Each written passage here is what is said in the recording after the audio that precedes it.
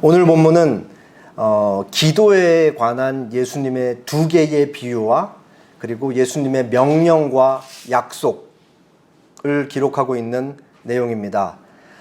우리는 지난주에 주기도문에 대해서 함께 나눴죠. 예수님의 제자가 예수님께 와서 기도를 가르쳐 달라고 얘기하자 예수님께서 기도를 가르치셨습니다. 예수님께서는 먼저 기도의 대상, 누구에게 기도를 해야 되는가에 대해서 너희는 아버지라고 부르며 하나님께 기도해야 된다라고 가르치셨죠. 여기서 아버지라고 우리가 기도의 대상을 부를 때에는 하나님과 우리가 아버지와 자녀의 관계이고, 어린 아이가 부모로부터 모든 필요를 받아 누리듯이 우리의 모든 필요가 하나님에게서만 나온다, 아버지이신 하나님에게서만 나온다라는 사실을 이 대상이신 아버지라는 호칭을 통해 우리는 안다고 말씀을 드렸습니다. 그리고 이제 첫 번째 간구에서는 당신의 이름, 하나님의 이름이 거룩히 여김을 받으시오며 라고 예수님께서 기도하라고 가르치셨죠. 이때 우리는 첫 번째 간구를 통해 하나님은 거룩하시다라는 사실을 기도를 통해 끊임없이 기억하고, 그리고 하나님의 거룩하심이 우리의 삶을 통해 거룩히 여김을 받게 해달라, 우리의 삶을 통해 하나님께 영광을 돌리게 해달라라는 사실을 기도하는 것입니다. 두 번째 간구는 하나님의 나라가 임하시오며, 하나님의 나라가 이 땅에 임한다라는 것은 하나님의 의지와 뜻이 이 땅에 구현되는 것인데, 우리의 삶을 통해, 우리를 통해 이 땅에 하나님의 나라가 이루어진다라는 것을 기도하는 것이었죠. 세 번째 간구는 우리에게 날마다 일용할 양식을 주십시오라는 간구였습니다. 매일 우리가 살아가는 데 필요한 것을 하나님께 구함으로써 하나님을 의식하며 살고, 그리고 우리의 모든 필요를 하나님의 은혜로부터 받아 누리기 위한 기도였던 것입니다. 네 번째 간구는 우리에게 죄 지은 모든 사람을 용서하오니 우리 죄도 사하여 주시옵고 였습니다. 예수님께서 우리의 모든 죄를 위해 죽으셨고, 예수님을 통해 하나님께서 우리의 모든 죄를 용서하셨듯이 우리에게 죄 짓는 모든 사람을 우리가 용서하게 해달라는 기도였습니다. 마지막 간구는 우리를 시험에 들게 하지 마십시오라는 기도였습니다. 우리가 날마다 살아가면서 경험하는 내적 갈등과 세상의 유혹, 그리고 마귀의 간계로부터 우리를 구원하실 수 있는 분은 전능하신 아버지 하나님밖에 없습니다 라고 기도하며 하나님께 도움을 구하는 기도가 바로 마지막 간구였습니다.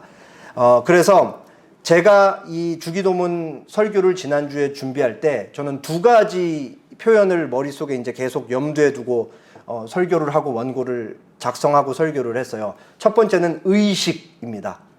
깨어 있어서 기도하는 대상이신 하나님 아버지를 계속 생각하는 것, 그것이 주기도문의 굉장히 중요한 한 가지 축이고, 또 다른 축은 바로 우리의 삶, 하나님의 뜻과 우리의 삶이 연결되어 있다. 하나님의 뜻은 결국 기도하는 우리를 통해, 우리의 삶을 통해 이 땅에 이루어진다라는 것이 또 다른 하나의 축이었습니다. 그리고 이어지는 내용에서 이제 오늘 본문이 등장하죠.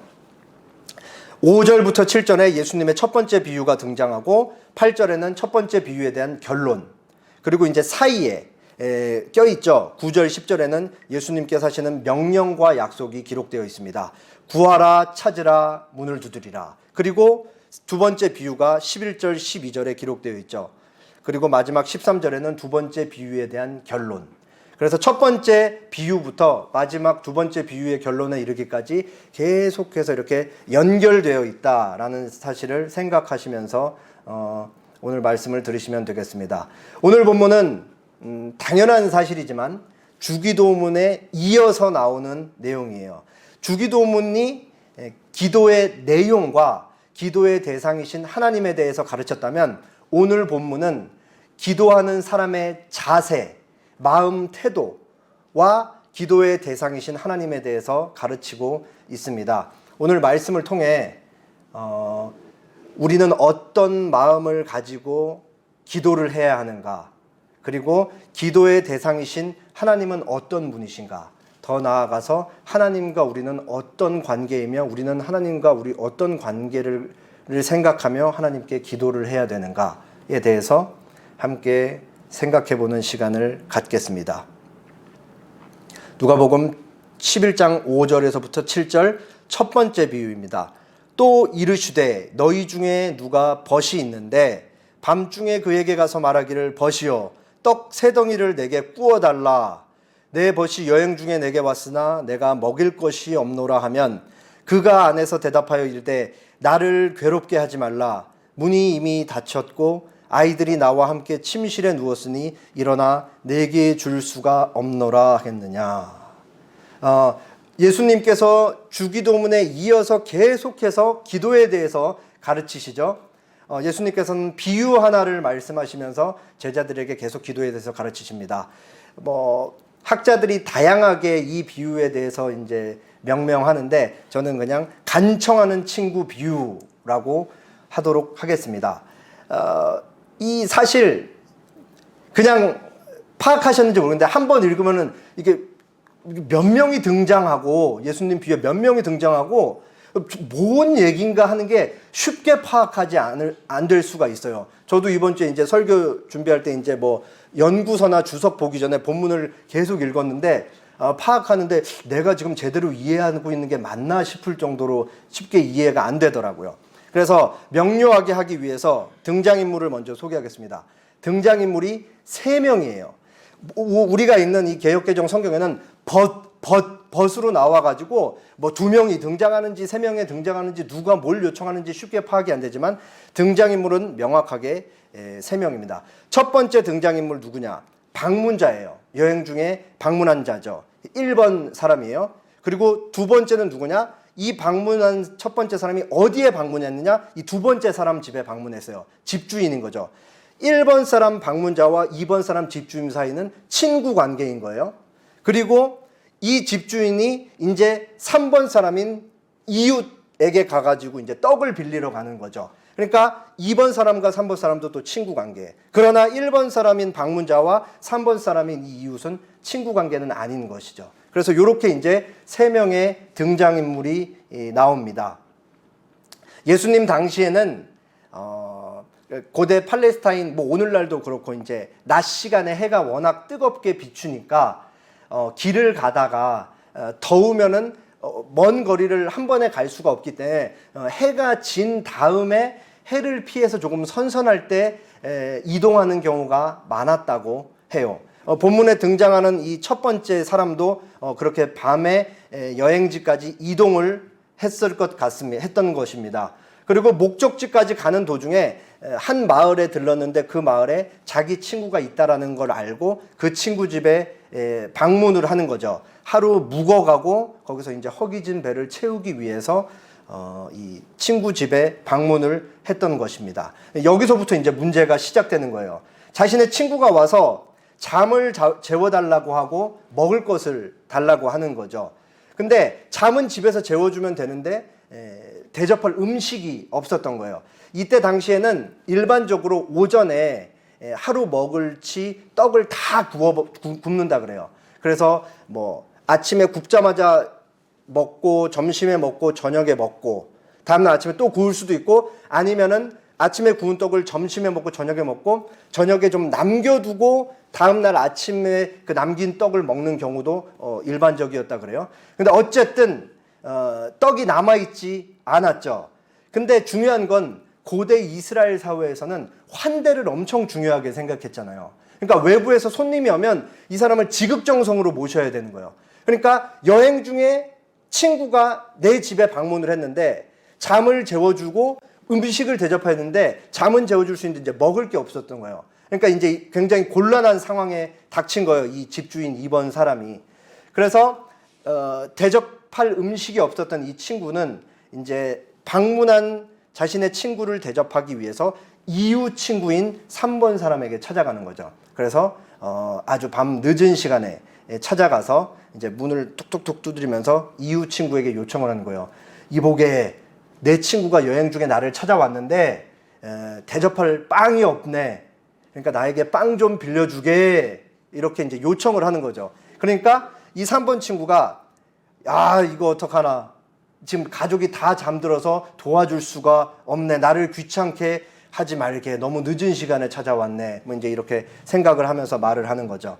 예수님의 비유에서 떡을 요청받는 친구는 분명히 거절하고 있지만 결국은 떡을 줘요, 결국은. 근데 그 결론, 예수님이 내신 결론이 아주 흥미로워요.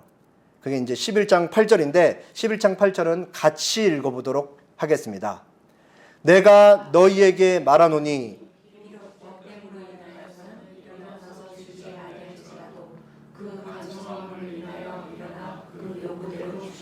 네, 제가 여기서 이제 일어나다라는 동사가 주황색으로 이렇게 칠해놨는데 2번 사용되었죠. 앞에 일어나다는 능동태, 스스로 일어나는 것이고, 뭐 뒤에 일어나다는 수동태. 뭐 이것도 결국은 스스로 일어나는 거잖아요. 동인이 다른 거예요. 친구가 자신의 친구를 대접하기 위해서 이웃 친구에게 찾아가서 떡을 요청했는데, 떡을 준 사람이 친구 관계 때문에는 스스로 일어나지 않았다라는 거예요. 근데 뭐 때문에 결국은 일어날 수밖에 없게 됐냐? 그 동인이 뭐냐? 그게 바로 간청함이었다라고 그렇게 얘기를 하는 것이죠. 여기서 간청함이 갖는 원어가 뻔뻔함, 무례함, 그리고 몰염치 이런 의미를 갖고 있어요. 그러니까 결국은 떡을 요청받는 누워서 잠자리에 들었던 사람이 자신의 이웃 친구에게 그 집주인에게 떡을 줄 수밖에 없었던 이유가 뭐냐? 이 사람이 가진 밤 늦은 시간에도 불구하고 모든 그 가족들을 깨우는 것까지도 고려하지 않고 와서 그 무례하고 뻔뻔하게 하는 그 간청함을 보고 줄 수밖에 없었다라고 그렇게 얘기를 하는 것이죠. 그렇기 때문에 그 공동번역 성경과 새번역 성경은 이 간청함을 조금은 다르게 번역을 해요. 잘 들어라. 이렇게 우정만으로는 일어나서 빵을 내어주지 않겠지만 귀찮게 졸라대면 마침내는 자리에서 일어나 그 청을 들어주지 않겠느냐. 새번역 성경은 그 사람의 친구라는 이유로는 그가 일어나서 청을 들어주지 않을지라도 그가 졸라대는 것 때문에는 일어나서 필요한 만큼 줄 것이다. 그러니까 원어가 가진 의미를 조금 이렇게 담아가지고 우리가 읽는 간청함이라는 건 부정적인 뉘앙스는 들어있지 않지만 여기는 조금 부정적인 뉘앙스를 담아서 이제 번역을 했죠. 귀찮게 졸라대서 줬다, 졸라대서 주었다. 그러니까 결국 이 비유를 통해 예수님께서 하시는 가르치는 게 뭐예요? 친구 관계 때문에 준 것이 아니고 계속 끈질기게 밤늦은 시간에 와서 계속 문을 두드리면서 줄 수밖에 없는 끊임없이 요청하는 그 간청함, 지속적인 요구 때문에 결국은 들어줄 수 없었다. 인간 사이에서도 그 계속 귀찮게 하는 것 때문에 줄 수밖에 없는데 하물며 너희가 기도하는 하나님은 선하신 분인데 너희가 계속 기도하는 것을 주시지 않겠느냐라는 교훈이 바로 오늘 본문의 가르침인 것이죠. 그러니까 기도하는 자세에 대해서 가르치는데 뭘 가르치고 있는 거예요? 계속 기도하라. 기도하는 것을 쉬지 말고 멈추지 말아라 라는 가르침을 비유를 통해 말씀하고 계신 것이죠. 그리고 이제 이어지는 내용은 이 첫 번째 비유에 대한 강화, 조금 더 구체적으로 설명하는 것이라고 보면 되겠습니다. 9절 10절입니다. 내가 또 너희에게 이르노니 구하라. 그러면 너희에게 주실 것이요. 찾으라. 그러면 찾아낼 것이요. 문을 두드리라. 그러면 너희에게 열릴 것이니 구하는 이마다 받을 것이요. 찾는 이는 찾아낼 것이요. 두드리는 이에게는 열릴 것이니라. 그래서 이제 표로 정리를 하면 이렇게 돼 있어요. 왜 색깔별로 3개로 나눴냐? 명령과 약속이 계속해서 반복이 되고 있다. 반복은 뭐예요? 강조. 그러니까 구하라, 찾으라, 문을 두드리라. 그러면 주실 것이다, 찾아낼 것이다, 열릴 것이다. 그리고 구하느니 찾느니 두드리는 받을 것이요 찾아낼 것이요 열릴 것이니라. 예수님께서 명령과 약속을 동시에 하고 계신 것이죠. 첫 번째 명령인 구하라는 것은 우리가 어떤 필요가 있을 때 하나님께 요청을 드리라는 것이죠. 이 주님의 명령에 순종해서 하나님께 요청을 드린다는 사실에는 기독교인이 가져야 될 중요한 덕목 하나를 전제하고 있어요. 그게 뭐냐? 바로 겸손인 것이죠. 성경이 말하는 교만이 나는 하나님을 필요로 하지 않아 라는 것을 의미한다라고 할 때, 겸손이 이 구하라는 말씀에 전제되어 있다는 건 나는 하나님만 의지하면서 살 수밖에 없는 연약하고 미약한 존재입니다 라는 것을 고백한다라는 의미예요. 동시에 하나님께 무언가를 요청한다라는 것은 믿음에 전제되어 있기도 하는 것이죠. 누가 하나님을 아버지라 부르며 요청을 할 수 있느냐? 예수님을 믿고 하나님의 자녀가 된 사람만이 하나님께 요청할 수 있기 때문이에요. 또 중요한 한 가지는 뭐냐? 이 명령에는 순종하는 것이 또 요구되고 있다라는 사실을 우리가 잊으면 안 되는 것입니다. 그래서 첫 번째 구하라는 것은 나의 필요를 하나님께 요청드리는 것이고, 그 다음에 이제 두 번째 단계로 넘어가는 것은 바로 찾으라인 것입니다. 구하라, 요청하는 것보다 한 단계 더 나아가는 거죠. 찾으라는 것은 단순히 요청하는 것을 넘어서서 내가 하나님께 요청을 하는데, 그 내가 요청하는 대상인 하나님께서 나에게 어떻게 역사하시는지, 일하시는지 말씀을 통해 상고하고 기도하는 일을 통해 면밀히 살펴보는 일까지도 포함하는 것입니다. 그것이 조금 더 나아가는 것이 찾으라는 것이고, 마지막 문을 두드리라. 첫 번째 구하라, 찾으라에서 그 말씀드린 내용을 포함하고 문을 두드리라는 것은 인내까지 포함되어 있는 것이죠. 마치 우리가 이제 계속 어딘가 문을 두드리는 것을 생각해 보시면 돼요. 누가 문을 열어줄 때까지 계속 문을 두드리는 거죠. 거기에는 뭐가 포함되는 거예요? 지속성, 인내가 포함되는 것이죠. 그렇기 때문에 구하라, 찾으라, 문을 두드리라, 여기에는 기본적으로 인내가 요청되고 있다라는 사실을 우리가 알 수 있는 것입니다. 결론적으로 주님의 명령에 순종한 사람들, 구하라, 찾으라, 문을 두드리라는 명령에 순종한 사람들은 결국 어떻게 될 것이냐? 받을 것이고 찾아낼 것이고 열릴 것이다. 약속을 동시에 받는 것이죠. 여기서 아주 중요한 게 뭐냐? 지금 명령과 약속을 하시는 분이 누구냐는 사실이 아주 중요한 거예요. 지금 제자들을 앉혀놓고 명령과 약속을 말씀하시는 분이 누구예요? 예수님이라는 사실이 너무 중요한 거예요. 예수님께서 요한복음 14장 6절에 나는 진리다 라고 그렇게 말씀하셨잖아요. 진리라는 말이 갖는 1차적 의미는 거짓이 없다, 완벽하게 100% 진실하다라는 의미예요. 거짓말을 하지 않고 거짓이 없으시고 온전하게 진실한 예수님이 명령을 하시고 약속을 하시면 거기에 순종했을 때 우리에게 주어진 약속은 당연히 우리에게 응답으로 주어진다라는 사실을 우리가 알 수 있는 것이죠. 그렇기 때문에 성경학자 핸드릭스는 이 말씀을 통해 이런 설명을 하고 있습니다. 명령에 순종할 때 이루어지는 약속에 대하여 말하자면 각각의 경우에 있어서 명령과 약속은 틀림없이 일치한다. 명령이 곧 약속이 되는 것이죠. 예수님이 그 말씀을 하셨으니까. 그러므로 구한 것에 주어지고 찾은 후에 보며 두드린 후에 열린다. 마치 명령에 순종하는 사람 가운데 단 한 사람도 실망하지 않을 것이다라고 말하는 것과 같다. 주님의 기도하라는 명령, 구하라고 찾고 문을 두드리라는 명령에 순종한 사람들은 결코 실망하지 않는다고 말씀하시는 것과 같다라고 그렇게 핸드리슨이 얘기하고 있는 것이죠. 그래서 주님의 명령에 순종하여 기도하고 행동하며 인내하는 사람은 반드시 기도 응답을 받을 것이다. 첫 번째 비유에서 계속하는 지속성에 대해서 가르치고 여기서 강화하면서 여기서도 인내하는 기도가 동일하게 나오고 있죠. 이제 본문의 결론부입니다. 13절이 한 줄 띄어져 있는데 여러분들이 읽으실 것이기 때문에 유념하시고 제가 11절 12절 읽고 여러분이 13절 읽겠습니다. 너희 중에 아버지 된 자로서 누가 아들이 생선을 달라 하는데 생선 대신 뱀을 주며 알을 달라 하는데 전갈을 주겠느냐? 너희가 악할지라도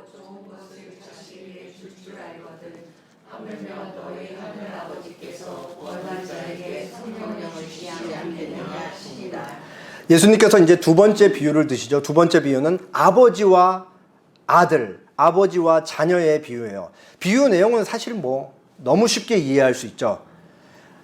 자녀가 아버지에게 아빠 나 생선 좀 줘라고 하는데 누가 뱀을 주며 알을 달라 그러는데 누가 전갈을 주겠느냐. 그러면서 그 다음 표현이 중요해요. 너희 인간 아버지는 악할지라도 그래도 좋은 것을 자식에게 줄 알지 않느냐. 그러나 하물며 인간 아버지와는 비교조차 될 수 없는 질적으로 완전하시고 완벽하신 하늘 아버지는 선하신 분인데 너희가 구하면 구하는 자에게 성령을 주시지 않겠느냐. 여기서 성령이 왜 갑자기 나오느냐. 가장 좋은 것에 대한 표현으로 나온다라고 이해하시면 돼요. 우리가 성령 하나님께서 우리에게 임하시고 내주하시면 가장 먼저 하시는 중요한 일이 뭐예요? 예수 그리스도께서 나를 위해 십자가에 죽으셨다는 사실을 계시하시고 성부 하나님과 예수님과 우리를 하나 되게 하시죠. 그래서 하나님의 예수님의 가족이 되게 하시는 게 성령 하나님의 첫 번째 사역인 거예요. 그렇기 때문에 성령 하나님을 통해서 우리는 결국 삼위일체 하나님을 다 받는다라고 할 수 있는데 삼위일체 하나님으로부터 모든 선함과 모든 중요한 보화의 보고가 다 거기 담겨 있기 때문에 우리가 구하는 모든 것보다도 가장 뛰어난 성령 하나님을 우리에게 주시지 않겠느냐. 하나님은 우리가 구하는 그것보다도 가장 좋으신 모든 것을 자기 자신을 주시는 성령을 주신다라고 그렇게 말씀을 하고 계시는 것이죠. 예수님께서 기도에 대해 가르치시면서 이 아버지와 자녀에 대한 이 비유로 우리에게 가르쳤다는 사실은 아주 중요한 함의를 가지고 있습니다. 그게 뭐냐? 바로 인격성이에요. 인격성. 하나님과 우리는 기계적인 관계가 아니죠. 하나님과 우리는 인격적인 관계예요. 인격적인 관계. 그렇기 때문에 기독교적 기도에는 대상이 있고 우리가 기도하는 대상은 우리의 하나님이시고 동시에 우리가 아버지라고 부르시는 분이십니다. 이 기도에 대해서 우리가 이해를 할 때 기도의 대상에 대한 지식을 갖는 것은 아주 중요하다라고 할 수 있습니다. 왜냐하면 기도를 들으시고 응답하시는 분이 하나님이시기 때문에 그런 거죠. 여기서 인격적인 관계가 아주 중요하다라는 사실이 드러납니다. 우리는 하나님께 기계적으로 기도하지 않죠. 동시에 하나님께서도 우리에게 기계적으로 반응하지 않습니다. 여기서 기계적이라는 의미는 뭐냐면은 우리가 자판기에 1,000원짜리 지폐 한 장 넣고 원하는 음료를 뽑는 거를 연상하시면 돼요. 1,000원 넣고 데미소다 오렌지 맛, 데미소다 딸기 맛은 없나? 아무튼 포도 맛 있으면은 내가 지폐를 놓고 내가 여러 가지 음료 중에 원하는 음료를 눌러서 그게 그대로 나오는 것처럼 하나님과 우리의 관계가 기도로 얘기가 될 때 그런 기계적인 관계가 아니란 거죠. 하나님, 나 이거 필요해요. 이거 주세요. 그럼 하나님께서 그래, 너 이거 필요하지? 그거 줄게. 이렇게 하시지 않는다라는 것이죠. 이렇게 우리가 하나님과에 대한 기도에 대해서 관계를 이해할 때 이런 기계적인 관계로 이해되면 하나님은 그저 우리에게 카드 결제자로 전락할 뿐이에요. 마치 굉장히 풍자적인 요소가 들어있는 알라딘 요술램프에서 나오는 지니와 똑같죠. 신이 나와서 인간에게 묻는 게 뭐예요? 주인님 뭘 해드립니까? 잖아요. 하나님을 우리가 기계적으로 이해할 때 우리가 하나님을 알라딘의 요술램프에 나오는 지니로 전락시키는 거예요. 그렇기 때문에 이와 같은 기계적인 관계가 아니라 하나님과 우리는 인격적인 관계로서 우리는 하나님께 기도를 하고 하나님께서 우리에게 응답을 하신다라는 사실을 아는 것이 너무 중요한 것이죠. 하나님은 무한히 자유로우신 분이에요. 무한히. 우리는 그 어떤 걸로도 하나님의 자유를 속박할 수가 없어요.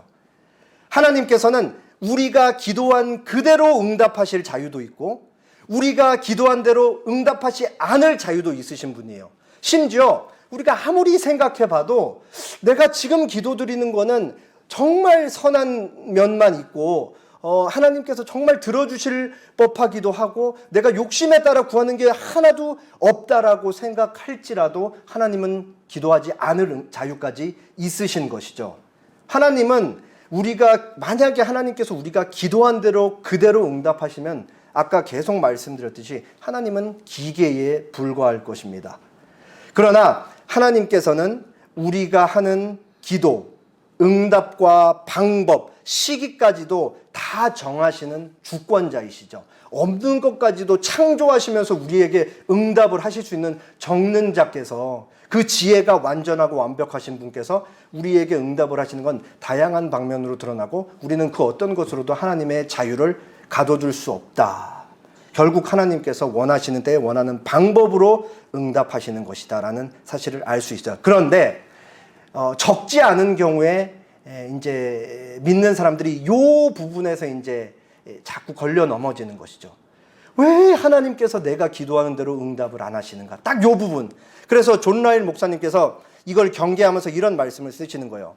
수많은 사람들이 기도하는 생활을 약간은 지속하지만 어려움을 계기로 점점 식어져 가다가 결국 완전히 그 습관이 사라지고 만다는 말이다. 마침내 그의 마음속에 기도해도 별 수 없구만 하는 은밀한 생각이 떠오를 것이다. 그들이 눈에 보이는 유익을 얻지 못하기 때문이다. 그들은 결국 기도 없이 성공하려고 스스로 시도한다. 게으름과 불신앙이 그들의 마음을 지배하여 결국 그들로 하여금 하나님 앞에서 기도하는 일을 쉬게 하고 만다는 사실이다. 이거 사실 우리 신앙생활하면서 한 번쯤은 반드시 생각해 봤을 거예요. 아, 기도해도 하나님이 들어주시지 않네? 기도해도 별 수 없구만. 이게 다 어디서 시작되는 생각이에요? 왜 하나님은 내가 기도한 그대로 응답을 해주지 않는가라는 생각에서 출발한 푸념인 거잖아요. 그리고 여기에서 걸려 넘어져서 기도하는 것을 멈추는데, 아, 그거는 우리가 경계해야 된다라고 존 라일 목사님이 그렇게 말씀하시는 것이죠. 우리가 본문을 통해서 배우는 기도의 대상이신 아버지에 대해서 배우는 중요한 사실 한 가지는 바로 아버지이신 하나님은 선하시다라는 사실이에요.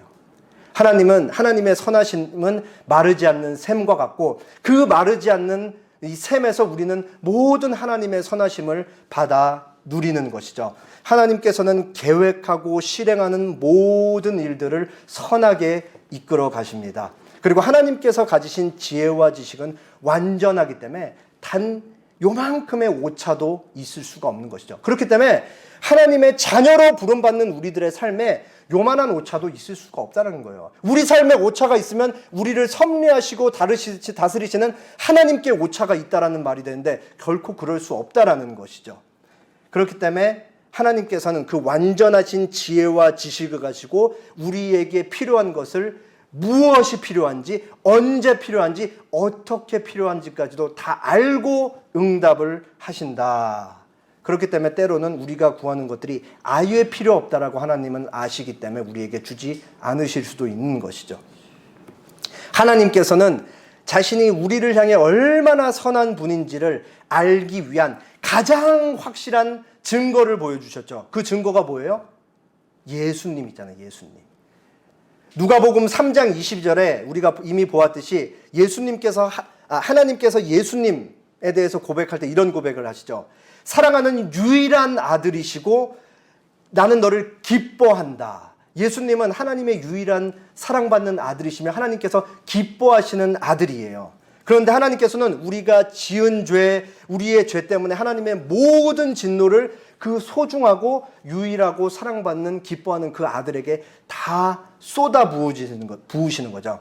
그렇기 때문에 지금 캐나다 밴쿠버에서 목회하고 계시고 청교도 정경부자이신 마크 존스 목사님께서는 하나님께서 우리를 얼마나 사랑하시는지, 우리를 살리기 위해 어떤 선하심을 보이셨는지를 17세기 청교도 스테판 차녹의 짧은 글을 인용하면서, 한때 하나님께서 그리스도에게 보이신 선함보다 우리에게 보이신 그 하나님의 선하심이 더 크셨다라고 그런 말씀을 인용하면서 이제 이어가서 설명을 합니다. 아들에 대한 하나님의 진노는 너무 격렬해서 죄 많은 인간과 천사들의 세상 수백만 개라도 다 쓸어버릴 수 있을 정도였다. 그 정도로 우리가 상상할 수 없을 정도로 그 죄에 대한 하나님의 진노가 강력했다라는 거예요. 아버지께서는 우리를 결코 버리지 않으시려고 자기 아들을 잠시 버리셨다. 버리지 않겠다는 약속은 그리스도도 받아보지 못한 약속이었다. 하나님의 거룩한 분이 갈보리에서 거룩하지 못하다고 선언되었고, 그래서 우리처럼 거룩하지 못한 피조물은 예수님이 거룩하신 것처럼 거룩하다 선언될 수 있었다. 하나님께서는 택자의 구원을 얼마나 소중하게 여기시는지 그리스도에게 속한 모든 이들이 천국에서 높임을 받을 수 있도록 하려고 자기 아들이 땅에서 수치를 당하게 하셨다. 하나님께서 택하신 자녀 백성들을 얼마나 소중하게 여기시고 대하시는지 알 수 있는 설명인 것이죠.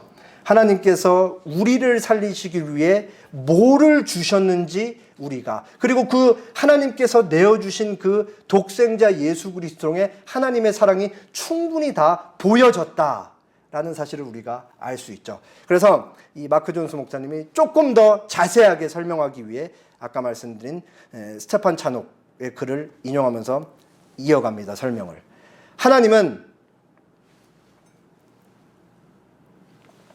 아들이 신음하는 소리를 듣고자 하셨고 아들이 피 흘리는 것을 보고자 하셨다. 그래야 우리가 자신의 찌푸린 얼굴 아래 신음하고 자신의 진노 아래 피 흘리는 일이 없을 것이기에 하나님은 아들의 목숨을 살려주지 않으셨다. 그래야 우리 목숨을 살려주실 수 있을 것이기에 하나님은 아들을 치기를 마다하지 않으셨다. 그래야 우리를 기뻐하실 수 있을 것이기에 하나님은 자신의 칼이 아들의 피로 흠뻑 젖게 하셨다. 그래야 그 칼이 우리 피로 젖는 일이 영원히 없고 자신의 선함이 우리의 구원으로 영원한 승리를 할 수 있을 것이기에 하나님은 스스로 멸망의 길로 가기를 좋아하는 인간을 멸망시키기보다는 기꺼이 자기 아들을 인간으로 만드셔서 죽게 하셨다. 하나님은 자기 아들을 본디의 신분에서 잠시 강등시키신 것 같았다. 이 우리를 향한 하나님의 이 절절한 사랑에 대해서 느낄 수 있는 진술이죠. 하나님께서 우리에게 이미 보여주신 사랑은 하나님께서 갖고 있는 모든 것을 주신 사랑이에요. 그렇기 때문에 바울이 로마서 8장 32절에서 이렇게 고백하죠. 자기 아들을 아끼지 아니하시고 우리 모든 사람을 위하여 내주신 이가 어찌 그 아들과 함께 모든 것을 우리에게 주시지 않겠느냐. 모든 것을 다 하나님께 있는 가장 소중한 존재인 유일한 아들을 우리를 위해 주셨는데 다른 뭐가 아깝게 있다고 우리에게 주시지 않겠느냐라는 것이죠. 물론 여기서 이제 찬물을 좀 끼얹자면 잘못 구한 것이나 우리가 육적인 필요에 따라 내 욕심에 따라 구하는 것은 하나님께서 주지 않으신다는 사실을 우리가 알고 있습니다. 그리고 또 우리가 위험한 것도 하나님께서 주지 않으시겠죠. 근데 저는 이게 정말 다행이라고 생각해요. 우리는 당장 지금 1시간 뒤에, 당신이 1시간이면 5분 뒤에 무슨 일이 있을지도 모르는 얼마나 한계가 있는 존재예요. 근데 우리가 하나님께 기도하는 것 중에 얼마나 쓸데없고 위험한 것을 구하는지 우리는 잘 알지 못하잖아요. 만약에 우리가 기도한 그대로 하나님께서 응답을 다 하신다면 우리에겐 어마어마한 참사가 벌어질 거예요. 그 정도로 우리가 하나님께 잘못 구한 것이 너무 많죠. 오히려 지혜가 완전하신 하나님께서 우리에게 필요한 것은 주시고 적절한 시기에 주신다라는 사실이 얼마나 우리가 안전한 그 포구 속에서 주님의 날개 아래 거하면서 그 적절한 때에 주님으로부터 나오는 은혜를 받아 누릴 수 있다는 사실이 얼마나 다행인지 모르는 것이죠. 그런 의미에서 훨씬 좋은 거예요. 또한 응답 여부와 상관없이 하나님은 여전히 선하신 하나님이시다라는 사실.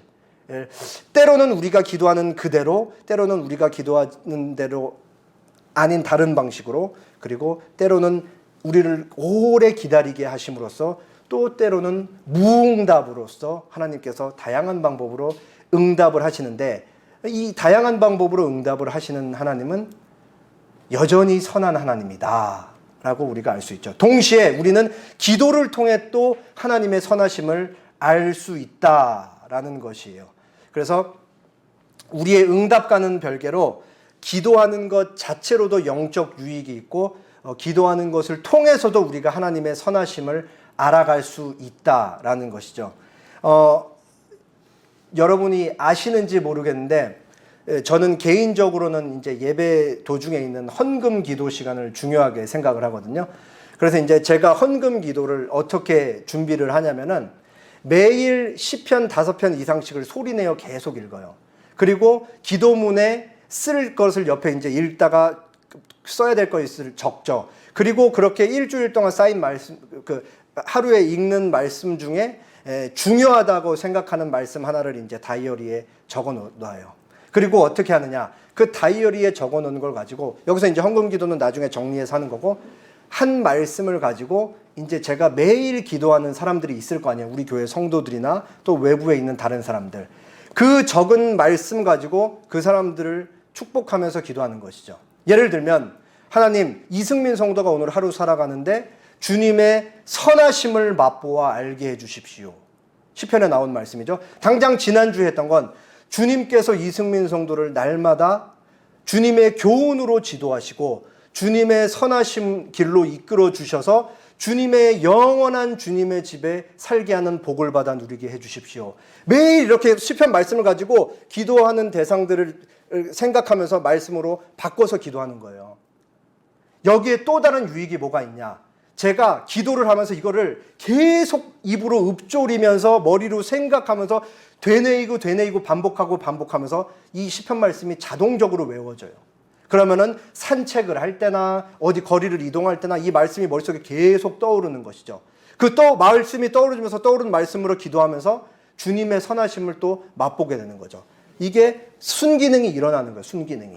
이 말씀을 왜 드리냐면 이거는 여러분들도 지금 오늘 집에서 당장 가서 시작할 수 있는 것이기 때문에요. 짧게 한 3분만 내서 시편 한 편만 읽고 원하는 말씀 한 구절 딱 해가지고 짧게 누군가 기도할 때 그 말씀으로 그 사람을 위해 기도한, 하나님의 말씀으로 누군가를 축복할 수 있는 특권을 누리며 산다라는 것 자체가 얼마나 큰 복이에요. 매튜 헨리의 기도라는 책에 매튜 헨리가 기도 응답뿐만 아니라 기도하는 자체로 하나님께서 우리에게 주시고자 하는 유익과 복이 무엇이냐에 대해서 이렇게 말씀합니다. 하나님은 우리에게 대한 자신의 권위, 그리고 우리를 향한 자신의 사랑과 긍휼을 일깨워 주기 위해 우리에게 기도를 명하신다. 우리에게는 언제나 하나님께 이야기할 것들이 있다. 하나님은 우리의 친구이시기에 하나님을 개인적으로 알고 친밀히 동행하는 것이 우리의 기쁨이 된다. 하나님은 또한 우리 삶에 맞닿아 있는 모든 만물의 주인이시다. 청교도 성경학자가 이 기도라는 책을 쓰면서 매일 기도하는 실질적 방법 중에 첫 번째 지침으로 날마다 하나님과 하루를 시작하라를 설명해서 요거를 이제 쓰신 거예요. 그러니까 기도의 중요한 본질이 뭐냐? 응답보다 더 근본적인 것이 있는데, 하나님이 기도라는 그 은혜의 방편을 통해 하나님께서 우리에게 가지신 권위와 우리를 얼마나 사랑하는지와 우리를 얼마나 긍휼을 여기시는지를 기도라는 방편을 통해 날마다 알리시기를 기뻐하셨다라고요. 그렇기 때문에 기도 자체로 우리는 하나님의 선하심을 날마다 알 수가 있고, 또한 하나님께서 우리의 친구시기에 그 친구이신 하나님과 그 하나님을 아버지라 부르면서 날마다 동행하는 그 자체로 우리의 기쁨이 된다. 그리고 하나님께서도 그것을 기뻐하시는 것이죠.